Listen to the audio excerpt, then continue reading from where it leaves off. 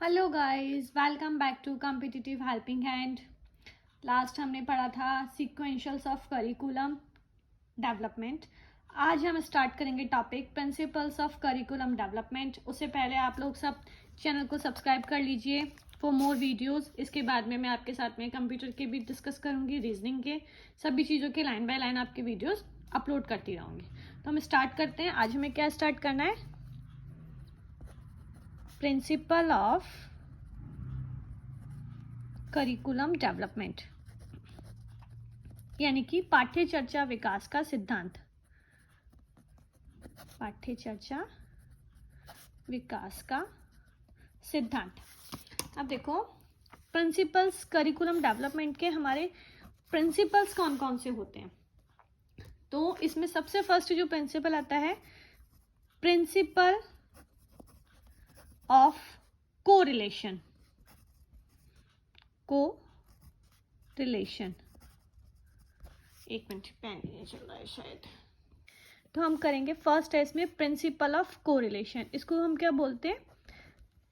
सहसंबंध का सिद्धांत।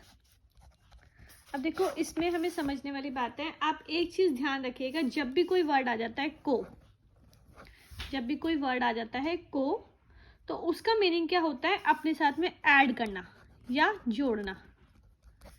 को जब भी मीनिंग आ जाए तो उसका मीनिंग क्या होता है? अपने साथ में ऐड करना या जोड़ना। मतलब हमारा करिकुलम क्या करेगा? कोरिलेट करेगा।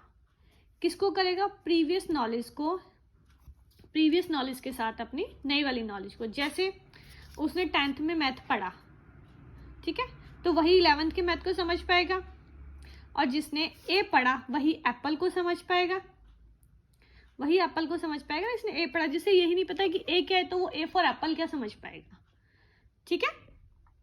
अच्छा, तो हम क्या कह सकते हैं कि हमारा जो करिकुलम है वो कौन से प्रिंसिपल पे बेस होता है? कोरिलेशन पे, कोरिलेट पे। हमारा प्रिंसिपल कौन से हमारा करिकुलम कौन से प्रिंसिपल पे बेस होता है? कोरिलेट पे। करिकुलम का मीनिंग इन शॉर्ट हम क्या कह सकते हैं? किसी चीज को एक दूसरे के साथ कनेक्ट करना या जोड़ना। किसी चीज को एक दूसरे के साथ कनेक्ट करना या जोड़ना। अच्छा, एक वर्ड, जैसे कोरिलेशन हमने पढ़ा, एक वर्ड होता है कोहेरेंट। एक वर्ड होता है कोहेरेंट। किसमें होता है ये? एनसीएफ में आपने पढ़ा होगा एक वर्ड कोहेरेंट। इसका क्या होता है? पर्टिकुलर सब्जेक्ट्स में क्या होता है? हम पर्टिकुलर सब्जेक्ट्स होते हैं और उसके टाइप्स को हम ऐड करते हैं। जैसे आपने बच्चे को मैथ पढ़ाया, ठीक है, तो मैथ के अंदर आप उसको अर्थमेटिक भी पढ़ाएंगे, ज्योमेट्री भी पढ़ाएंगे, एक्सेट्रा। ठीक है। कोहेरेंट का मीनिंग ये होता है। और कोरिलेशन का मीनिंग क्या होता है? करिकुलम में कोरिलेशन का मीनिंग क्या होता है? किसी चीज को एक दूसरे के साथ कनेक्ट करना या जोड़ना। क्लियर है? अब हम सेकंड प्रिंसिपल करेंगे। सेकंड प्रिंसिपल हमारा क्या है? Principle of including all the activities. Principle of including all the activities. All the activities मतलब सभी गतिविधियों को शामिल करने का सिद्धांत। ठीक है।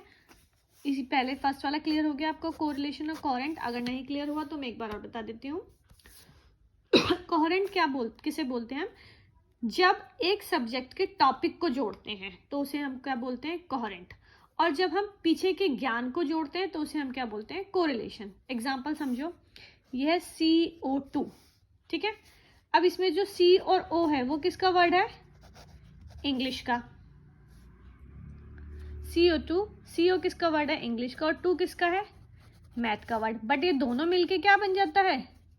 साइंस का वर्ड। इसका मतलब क्या हुआ? एक सब्जेक्ट को दूसरे सब्जेक्ट के साथ जोड़ के पढ़ाना क्या कहलाता है? कोरिलेशन। ठीक है। और कोहेरेंट के अंदर हम क्या करते हैं? सब्जेक्ट के ही टॉपिक को जोड़ते हैं। ओके।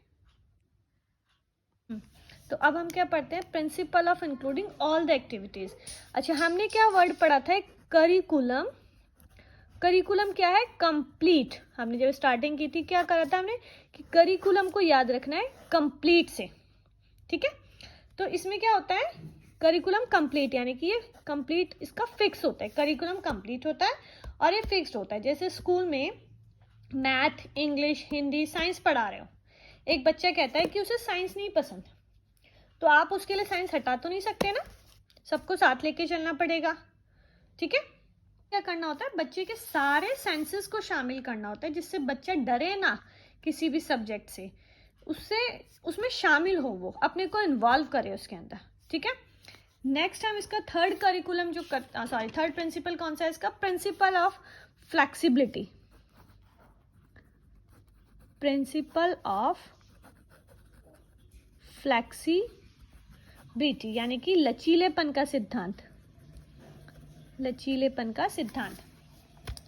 देखो जब भी जरूरत हो तो उसमें हमें क्या करना है, चेंज कर सकें, जब भी जरूरत हो तो चेंज हो सके। जैसे मान लो बच्चों को कोई चीज़, किसी भी चीज़ के लिए आपको बाउंड नहीं करना है, आपको क्या करना है कि अपना मेथड ऑफ वे, सिखाने का तरीका चेंज करना है, टीचिंग का तरीका चेंज करना है, ठीक है।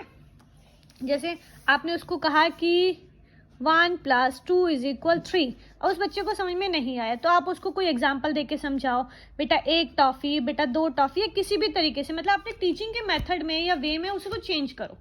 फ्लेक्सिबिलिटी यानी कि लचीलापन हो, जिससे कि बच्चे को समझ में भी आए। अच्छा, अब हम फोर्थ प्रिंसिपल क्या करते हैं, फोर्थ प्रिंसिपल क्या है उसका, principle of future orientation, principle of future orientation मतलब भविष्य उन्मुखीकरण का सिद्धांत।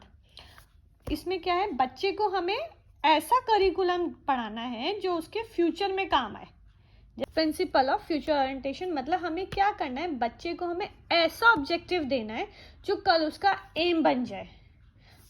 बच्चे को हमें ऐसा ऑब्जेक्टिव देना है जो कल को यानी कि फ्यूचर में उसका एम बन जाए। ऑब्जेक्टिव यानी कि किसी काम को करने का तरीका, ठीक है, और ये एम उसका मंजिल तक पहुंचाना।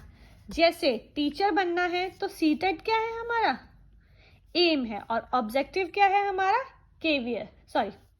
टीचर बनना है तो सीटेट क्या है हमारा, ऑब्जेक्टिव है, एंड केवीएस क्या है हमारा, एम है, ठीक है।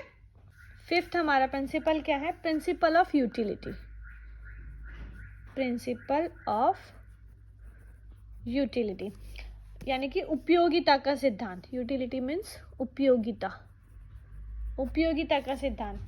ऐसा पढ़ाना है हमें बच्चे को जो उसके काम का हो। जैसे आप कॉमर्स वाले को अगर साइंस का पढ़ाओगे तो उसके काम का है नहीं है, जो भी पढ़ाओ उसके रिलेवेंट हो, इररिलेवेंट कुछ भी चीज़ नहीं पढ़ाओ। जैसे आप 5th क्लास के बच्चे को अगर 8th क्लास की मैथ पढ़ाओगे तो किसी काम की आएगी उसकी, नहीं, ठीक है। तो इसमें हम ये कह सकते हैं कि अकॉर्डिंग टू एज उसको पढ़ाओ। क्या करेंगे, अकॉर्डिंग टू एज पढ़ाओ। क्लियर हो गए आपको। प्रिंसिपल ऑफ करिकुलम डेवलपमेंट के 5 हमने करे, principle of correlation, principle of including all the activities, principle of flexibility, principle of future orientation and principle of utility. अब नेक्स्ट टॉपिक हम स्टार्ट करते हैं, टाइप्स ऑफ करिकुलम।